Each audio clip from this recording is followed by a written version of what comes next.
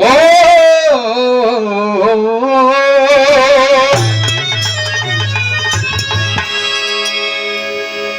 अरे के हरले आले पी पियरिया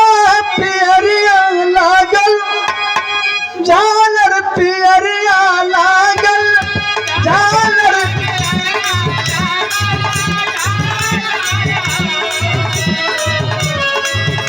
दिखाई भैया केहू के घरे जब बेटा बेटी पैदा होलन तो लोग खुशी में गवावलन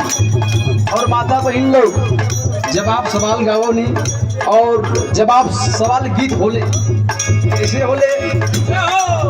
के हरले आले पियरिया पियरिया लागल झालर पियरिया लागल झालर हो मोर ललना हो मोर ललना के हरले आले लरे से दूरवा भरल से दूर हो मोर ललना के हरले आले लरे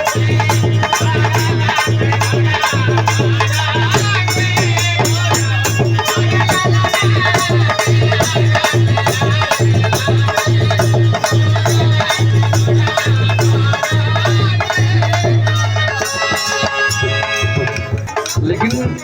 माई बहन लोगों में जवाब सवाल में जवाब में क्या होला क्या गावली नैहरा से आवे मेरे पी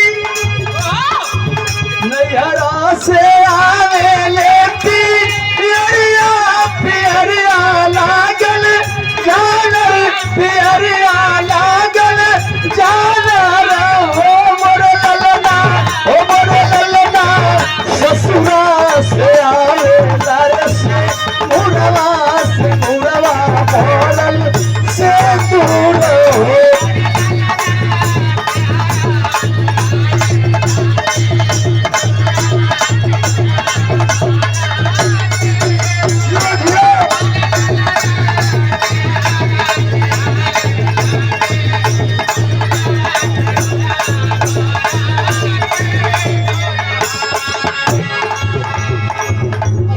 भैया सोहर में मोहर लगेले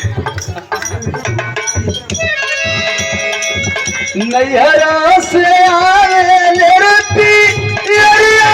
पियरिया लागल झालर पियरिया लागल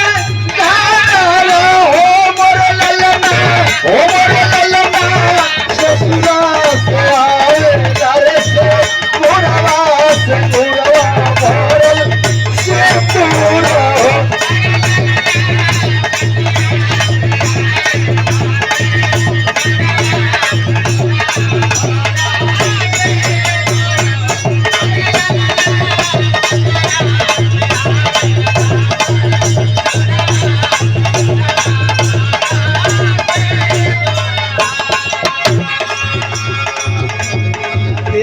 माई बहन लोगों में जब आप सवाल गावेले क्या गावेले हम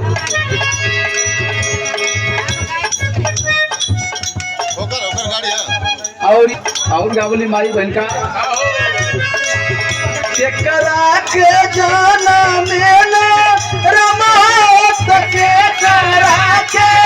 लक्ष्मण के करा के लक्ष्मण हो मोर ललना हो मोर ललना केकरा के तोर बाबू वाले मालिया उठे सोहर हो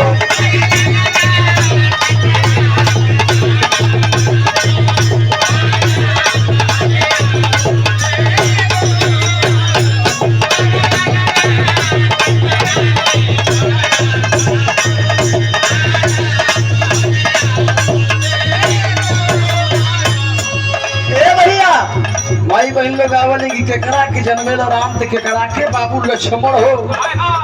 मोरे ललना केकरा के भरत भुआल मालिया उठे सोहर तो कर जवाब लोग गावल लिखा कौशल्या के जन्मेला राम सुमित्रा